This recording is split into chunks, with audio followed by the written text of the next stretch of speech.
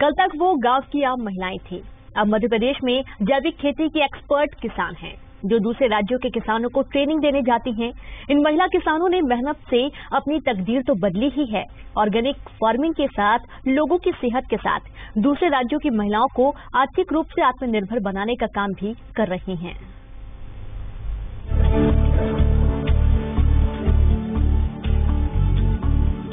नीम, सीताफल, धतूरा, इन पत्तों से जैविक खाद तैयार कर रही दमोह जिले की इन ग्रामीण महिलाओं की मेहनत पहली नजर में भले उनकी अपनी आजीविका के लिए कोशिश दिखाई दे, लेकिन ये महिलाएं एक पंथ से कई काज कर रही हैं। इस जैविक खाद की बदौलत हमारे भोजन की थाली में केमिकल्स नहीं आएंगे।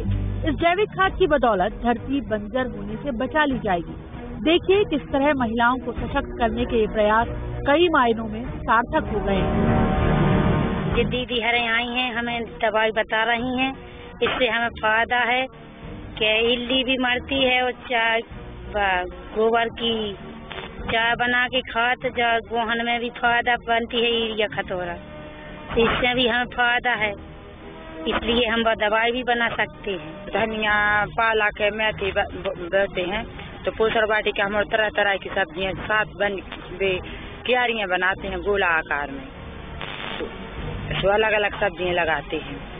और नाडे में जैसे नाडे खोदते हैं गहरे गड्ढा करके, खोद करके हम लोग उसको पहले ताजे गोबर से लीपते हैं और गोबर लीप के फिर हम लोग मिट्टी डालते हैं, फिर गोबर का घोल डालते हैं, फिर कचड़ा डालते हैं, उसमें कचड़ा डाल के फिर गोबर का परत पे परत लगाते हैं।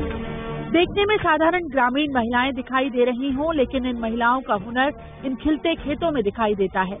दमोह जिले की 35 महिलाओं का ये समूह अब केवल मेहनतकश किसानों का समूह नहीं है, ये वो विशेषज्ञ किसान हैं जो किसानों को नीम, सीताफल, धतूरा, बेशरम और गौमूत्र से कीटनाशक तैयार करने की ट्रेनिंग देती हैं।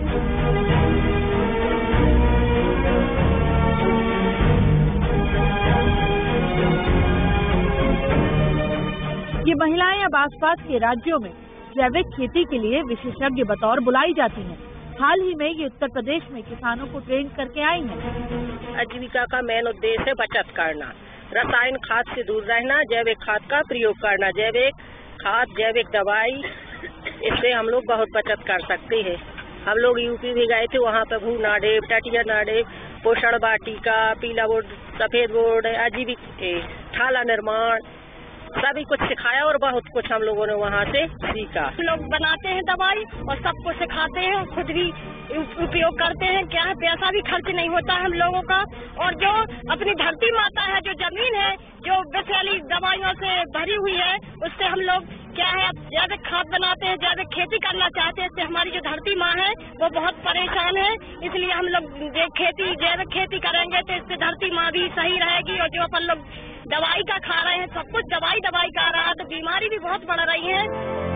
इन महिलाओं ने पहले खुद ट्रेनिंग ली और अब आसपास के राज्यों में बताती हैं कि नीमास्त्र क्या है और ब्रह्मास्त्र क्या, और पोषण वाटिका कैसे तैयार की जाती है।